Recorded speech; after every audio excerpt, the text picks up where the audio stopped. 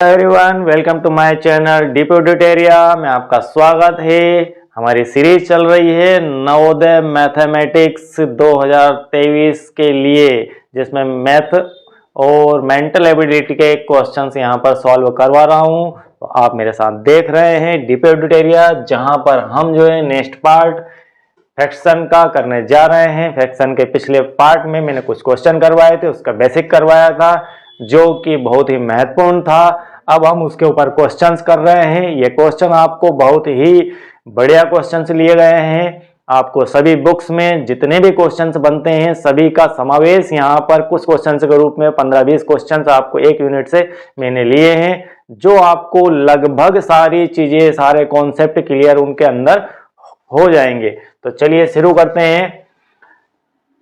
हमारा यहाँ पर नेक्स्ट क्वेश्चन है कि यदि श्याम के पास, क्वेश्चन है यदि श्याम के पास अपने धन का, आप ध्यान रखना क्या बोला है, अपने धन का 3/7 भाग खर्च करने के बाद 100 रुपए शेष रहते हैं, तो प्रारंभ में उसके पास कितने रुपए थे।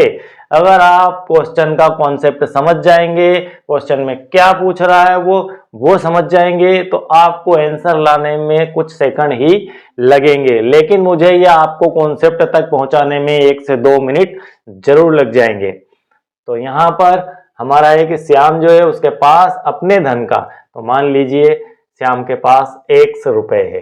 थोड़ी देर के लिए मान लीजिए कि श्याम के पास 100 रुपए थे।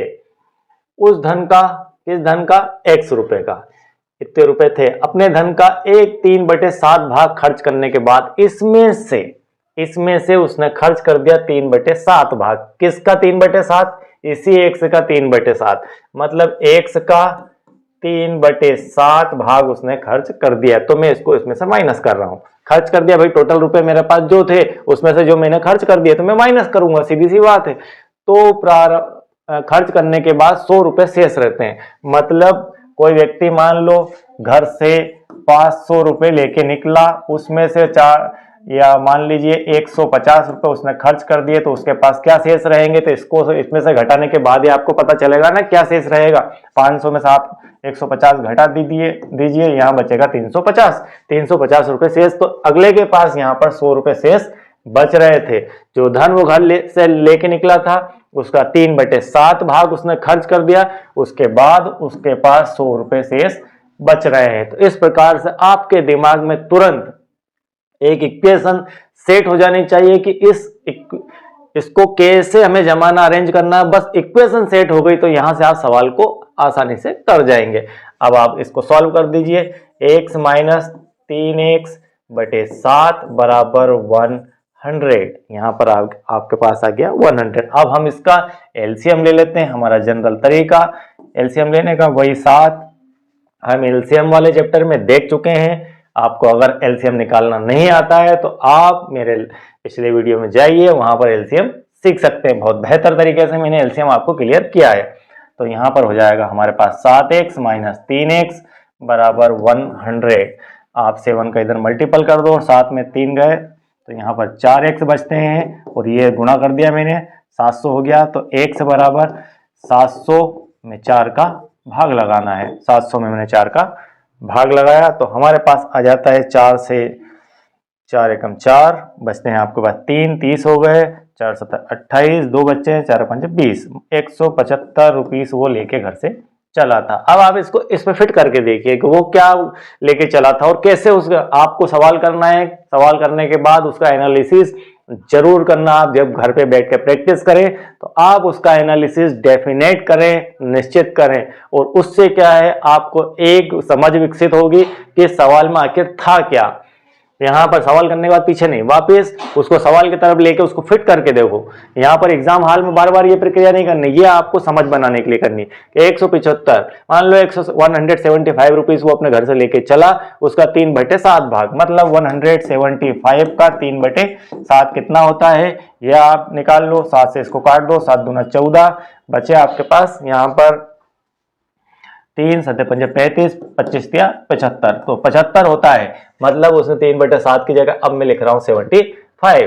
तो अपने धन का मतलब 175 में से 75 खर्च करने के बाद 100 रुपए शेष बचते हैं। तो बस बिल्कुल आपका एक क्वेश्चन जो है क्लियर हो चुका है। ये क्वेश्चन इसी प्रकार से हमें सॉल्व करना है, लेकिन ये इक्वेशन हमें बनाना आना चाहिए। ये इक्वेशन दिमाग में सेट अगर हो गई तो आप सवाल को सॉल्व कर जाएंगे, और वहां पर इतना समय नहीं है कि आप लंबा चौड़ा इसको कुछ करके देखें।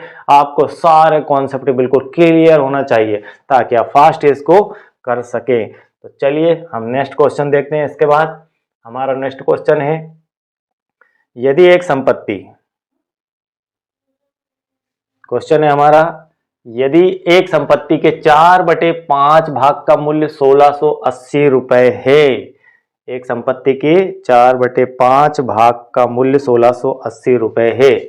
मान लीजिए एक्स कोई संपत्ति है, इसका इंग्लिश भी दिया हुआ है यहाँ पर, if 4/5 of an estate a worth ₹1680, वही एक संपत्ति के 4/5 भाग का मूल्य 1680 रुपए। Find the value of the state property, जो है उसकी संपत्ति जो है उसकी हमें वैल्यू फाइंड करना है।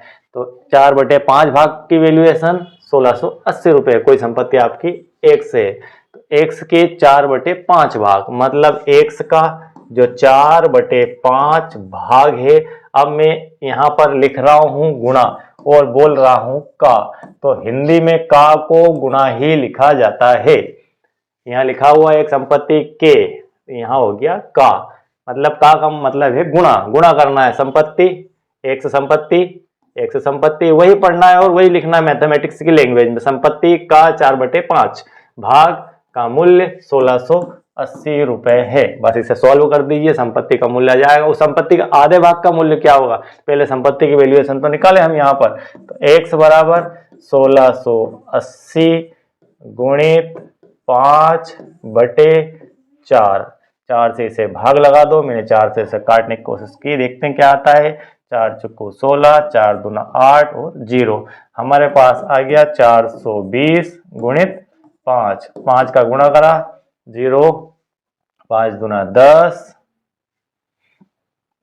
कि 0, कहीं कोई मिस्टेक तो नहीं हुई है, एक बार और चेक कर लेते हैं। 5 उस तरफ गया, 4 नीचे आया है, हमारे पास प्रॉपर वैल्यू आना चाहिए इसकी, ठीक है, कहीं कोई दिक्कत नहीं है। 10, 5 चौको 20 और 21, यहाँ पर हो गया 2100। ये आपकी कुल संपत्ति आ गई है, आगे आपकी एक्स की वैल्यू 2100 एक्स की वैल्यू आ चुकी है, मतलब संपत्ति आ चुकी। अब संपत्ति के आधे भाग का मूल्य, अगर आपसे आधा पूछे तो आधा, संपत्ति के 1/3, तो 1/3 में 1/3 कर देंगे, यहाँ आधा मतलब 1/2 कर देंगे। 2100 में हम 2 का भाग लगाएंगे, 2100/2, मतलब आपका आ गया 1050 रुपीज। चलिए हमारा नेक्स्ट देखते हैं क्वेश्चन। ये फ्रैक्शन से संबंधित क्वेश्चन, आईएमपी जितने भी प्रश्न हैं जो नवोदय में पिछले वर्षों में पूछे गए हैं, इस वर्षों में आ सकते हैं, और इनके जैसे अदर क्वेश्चंस आपकी काफ़ी सारी बुक चलती है, जवाहर नवोदय की बुक चलती है, उसके बाद उपकार की बुक चलती है, ढेर सारी किताबें चलती हैं जिनके अंदर आपको कंटेंट लगभग एक जैसा ही मिलेगा। उनसे मिलता जुलता सभी का जो कंटेंट है, उसमें से कुछ सवाल, चुनिंदा सवाल, एक सवाल समझा के आपको 4 सवाल वहाँ एक्सरसाइज के करने के लिए छोड़ देंगे। तो आप जो है उस सवाल को समझ लीजिए, उस टाइप के सिलेक्टिव सवाल मैं आपको करवाऊंगा जो इस साल आ सकते हैं, लास्ट ईयर पूछे गए, या फिर इनके कंटेंट के अंदर वो सवाल मौजूद है। इस प्रकार के तीनों टाइप की वैरायटी आपको मिल जाएगी यहाँ पर। तो यहाँ पर लिखा हुआ है, एक गांव की जनसंख्या, एक गांव की 1/3 भाग जनसंख्या अशिक्षित है। अशिक्षितों की संख्या कितनी है, 1/3। यदि इन सवालों को हमें सिर्फ समझना है, आपको यहाँ पर जो मैथमेटिक्स है वो राइटिंग में करने के लिए नहीं है, यहाँ आपकी समझ कितनी तेज है यह देखना चाहता है नवोदय एग्जामिनर। तो आपको फास्ट डिसीजन लेना है लेकिन हम यहाँ पर आपको स्लो समझाएंगे, क्योंकि आप अपनी समझ विकसित कर लीजिए। मैं सवाल को 2 सेकंड में हल कर दूं, लेकिन मैं कर दूं उससे कुछ नहीं होने वाला, आप कर पाए उसे आप तब करेंगे जब इस सवाल को पूरी तरह से जान जाएंगे कि करना क्या है और क्यों करना है। तो एक गांव की 1/3 भाग जनसंख्या अशिक्षित है, तो अशिक्षित मैंने लिख दिया है, अशिक्षित ये है 1/3 भाग। मान लीजिए कोई ये गांव में कोई जनसंख्या का पार्ट है, इस जनसंख्या का 1/3 पार्ट, मतलब ये वाला जो पार्ट है वो जो है अशिक्षित है। यदि अशिक्षितों की संख्या 2064, मान लो ये संख्या आपकी 2064 है, तो शिक्षितों की संख्या क्या होगी?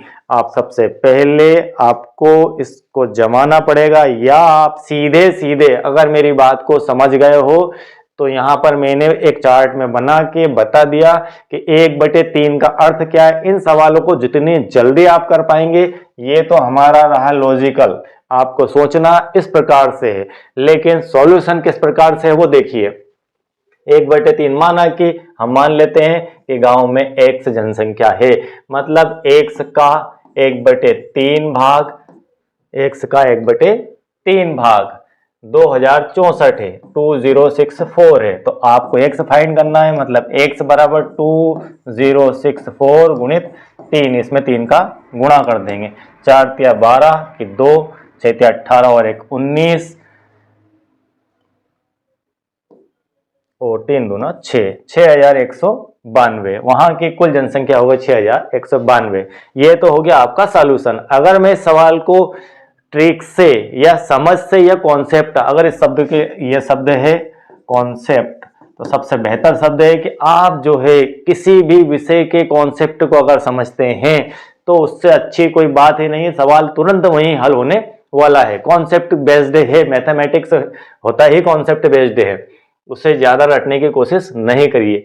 एक गांव का 1/3 भाग जनसंख्या अशिक्षित है। यदि अशिक्षितों की संख्या 2064 है, ये 1/3 मतलब किसी एक चीज के 3 भाग, एक चीज के 3 भाग, किसी एक के 3 भाग, उसे बोलते हैं 1/3। कोई एक चीज है उसके 3 भाग है, 1/3। 1/3 मतलब तीसरा भाग, तीसरा भाग 1, 2, तीसरा भाग 2064 है। तो इस टाइप के 2 भाग, और जो है उन्होंने पूछा कि कुल जनसंख्या कितनी है, तो 2064, इसमें 2064 ये 2 भाग इसके हो गए, तो इन दोनों भागों को या तो जोड़ दो या गुणा कर दो, इसमें 2064 में 3 का सीधे सीधे, तो आपका आंसर यहाँ पर आ जाएगा। तो इस प्रकार के क्वेश्चंस के लिए आप इस चैनल के साथ बने रहिए। अगर आपको बहुत ही अच्छी समझ में आ रही हो तो अपने दोस्तों को भी बताइए, लाइक कीजिए, शेयर कीजिए, और सब्सक्राइब अगर नहीं किया है तो कर लीजिए। Thank you very much.